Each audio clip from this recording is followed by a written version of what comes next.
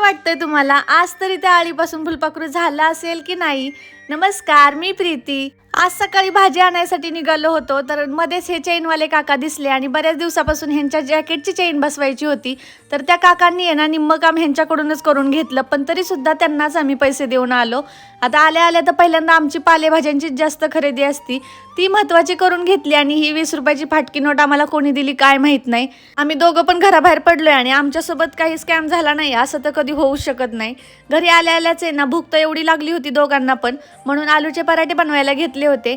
आणि ह्यांच्यापेक्षा जास्त आहे ना मलाच एवढी भूक लागलेली की मी लगेचच खायला बसले ह्यांच्या आधीच. आणि हे मी घरी बनवलेलं दही आहे बरं का.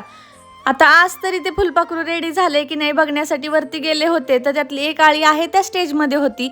पण त्यातली ही जी दुसरी होती ना तिने एक पंख बाहेर काढला होता. म्हणलं चला आता मला ही प्रोसेस आहे ना सगळी माझ्या डोळ्यांनीच बघायची होती, म्हणून मी तेवढीशी फांदी तोडली आणि तिला खाली घेऊन आले.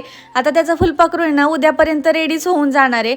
त्या फुलपाखराला आहे ना मी ह्या भरणीमध्ये ठेवणार होते आणि व्हेंटिलेशनसाठी आहे ना मी त्याच्या झाकणाला आहे ना थोडेसे होल्स पाडून घेतले होते, जेणेकरून आहे ना ते गुदमरून मरणार नाही.